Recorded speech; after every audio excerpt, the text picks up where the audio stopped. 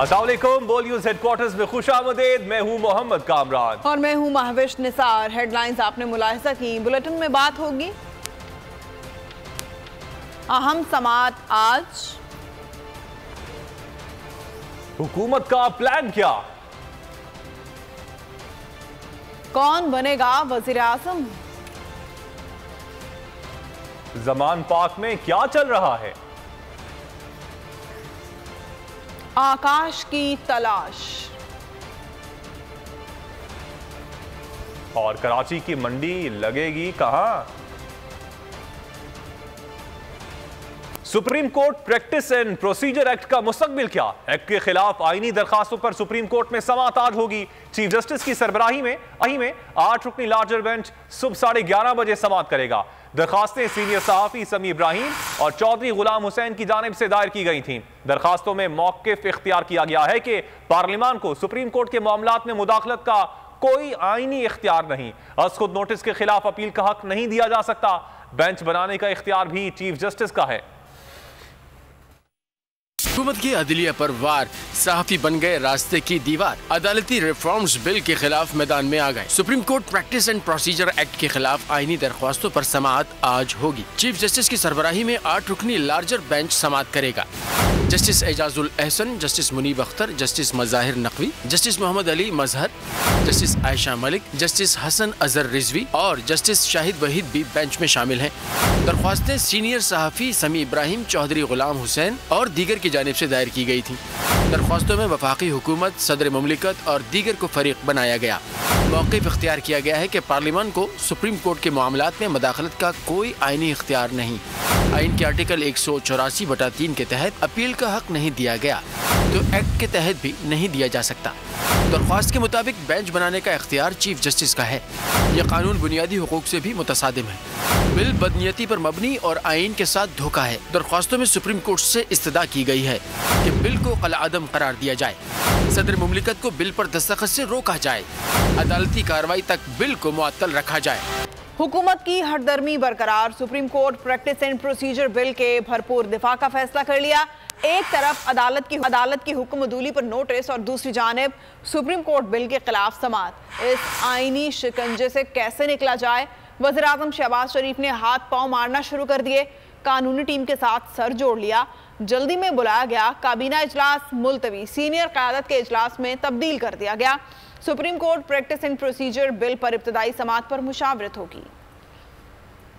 Supreme court पर वार, parliament का इस्तेमाल, इलेक्शन से फरार, सारे मंसूबे उल्टे पड़ गए। सुप्रीम कोर्ट एक्शन में आ गई। हुकूमत ने भी सर जोड़ लिए। हुकूमत को अदालत से महाजराई महंगी पड़ गई। इस मुश्किल से कैसे निकला जाए, वजीर आजम ने कानूनी टीम के साथ सर जोड़ लिया। कानूनी टीम ने बिल से मुताल्लिक सुप्रीम कोर्ट की आज की समाअत से मुताल्लिक ब्रीफिंग दी। हुकूमत ने supreme court practice and procedure bill के भरपूर दिफा का फैसला कर लिया। अटॉर्नी जनरल को कानूनी हिकमत अमली तैयार करने की जरूरी हिदायत भी दे दी गई। अदलिया के नोटिस का कैसे जवाब देना है, वजीर आजम शहबाज शरीफ ने सीनियर पार्टी कायदीन का मुशावरती इजलास तलब कर लिया। इत्तेहादी जमातों के रहनुमा भी मुशावरती इजलास में शिरकत करेंगे। इजलास आज वजीर आजम हाउस में दिन 12:30 बजे होगा। इजलास में supreme court practice and procedure bill पर समाअत पर मुशावरत होगी। इंतखाबात फंड से मुताल्लिक वफाकी सेक्रेटरीज और अटॉर्नी जनरल को जारी नोटिस पर भी मुशावरत होगी। जम्मू कश्मीर हाई कोर्ट की जानिब से सरदार तनवीर इलियास को वजारत उस्मा, असम्बली की रुकनियत और आइंदा 2 साल के लिए नाअहल करार देने से मुताल्लिक फैसले के खिलाफ आजाद जम्मू कश्मीर सुप्रीम कोर्ट में अपील दायर कर दी गई।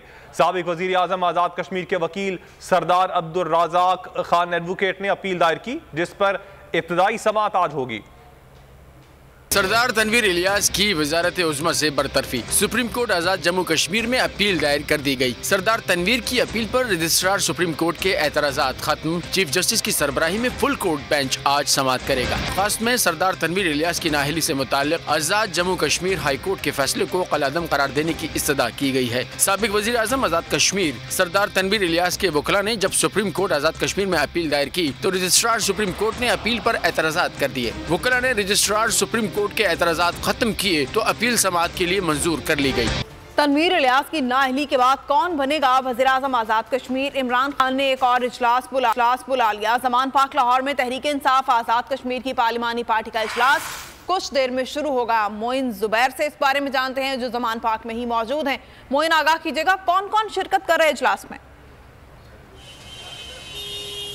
जी बिल्कुल, पार्लिमानी पार्टी आज़ाद कश्मीर के जो मेंबर्स हैं वो ज़मान पार्क पहुंचना शुरू हो चुके हैं। अब से कुछ ही देर पहले कायम मुकाम वज़ीर आज़म आज़ाद कश्मीर फ़ारूक साहब जो हैं वो यहाँ पर पहुँचे हैं। इसके अलावा स्पीकर आज़ाद कश्मीर वो भी यहाँ पर आ चुके हैं और दीगर जो मिनिस्टर्स हैं वो भी, उनकी आमद का सिलसिला भी यहाँ पर शुरू हो चुका है। अब से कुछ ही देर बाद इस इजलास का जो है वो आगाज़ होगा, इजलास शुरू होगा।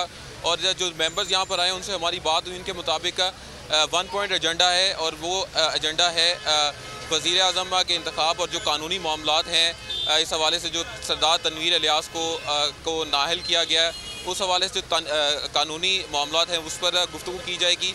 और यहाँ पर जो फ़ारूक कायम मुकाम वज़ीर आज़म आज़ाद कश्मीर है, उनकी जानिब से ये कहा गया कि हम नज़रसानी अपील जो दायर की है अदालत में उसका भी इंतज़ार कर रहे हैं और उसके बाद ही जो है वो किया जाएगा। लेकिन पार्टी के कायद और पार्टी जो भी फैसला करती है आज़ाद कश्मीर की पूरी पार्लिमानी पार्टी को वो कबूल होगा। ठीक है, बहुत शुक्रिया मोइन जुबैर, आगाह कर रहे थे। पीटीआई की खैबर पख्तूनख्वा असम्बली के इंतखाबात के लिए पिटीशन पर समाअत आज होगी। तहरीक इंसाफ ने सूबे में आम इंतखाबात के लिए दरख्वास्त दायर कर रखी है। पेशावर हाई कोर्ट में इंतखाबात की तारीख देने की इस्तदा की गई है।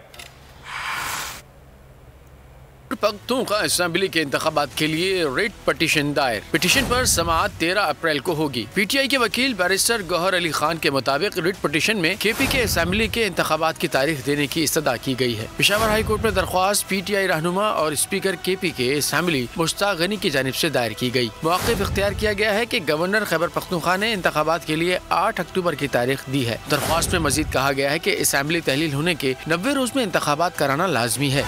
सुप्रीम कोर्ट ने पंजाब इलेक्शन के लिए फंड्स की अदम फराहमी अदालती हुक्म अदूली करार दे दी। अदालत ने हुकूमत और स्टेट बैंक को नोटिस जारी कर दिए। गवर्नर स्टेट बैंक को वसाइल की तफसीलात साथ लाने का भी कह दिया। सेक्रेटरी खजाना को भी मुतालिका तफसीलात फराहम करने की हिदायत कर दी। नोटिस में कहा गया है कि बताया जाए अदालती फैसले पर अमल क्यों नहीं किया गया। अदालती हुक्म अदूली के नताइज कानून में वाज़ेह हैं। तो नजर आ रहा है सामने लिखा हुआ है जुल्म मिटने के लिए 2 चीजों से मिटेगा भाई। एक, अदल की कुर्सी पे जो लोग बैठते हैं ना वो अदल के हिसाब से फैसले करने लगे। दूसरा, कौम निकल खड़ेगी उस जुल्म के खिलाफ, तो जुल्म खत्म हो जाएगा। या इन दोनों में से कोई एक चीज हो जाए या दोनों हो जाए। अगर 420 का मुकदमा था, उस वक्त अदलिया में जो लोग बैठे हुए केस देख रहे थे वो पूछते ना यार चीट हुआ कौन है। जब उनको दिखता कोई चीट नहीं हुआ, केस खत्म कर देते। तो जालिम जुल्म कर ही नहीं पाता। 9 जजेस ने नोट बिफोर किया मेरे केस को यार, 1.5 साल चला। शख्सी जमानत का केस, सेम केस इस्लामाबाद में कर दिया। एक ही इल्जाम पे 2 केस हो नहीं सकते भाई। मतलब 60 दिन का वक्त होता है। 102 दिन के बाद मैं जीत गया, केस भरी हो गया। 102 दिन के बाद अपील फाइल की, एक्सेप्ट कर ली। नहीं करते ना एक्सेप्ट, खत्म हो जाता ना जुल्म यार। भरी अदालत में मुझे बरी कर दिया, फिर पता नहीं क्या हुआ 2.5 घंटे बाद का नोट बिफोर।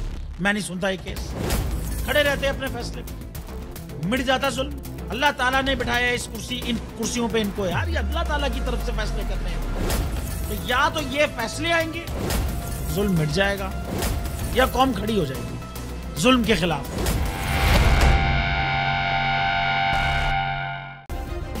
सब्सक्राइब करें और बेल दबाएं ताकि कोई खबर रह न जाए।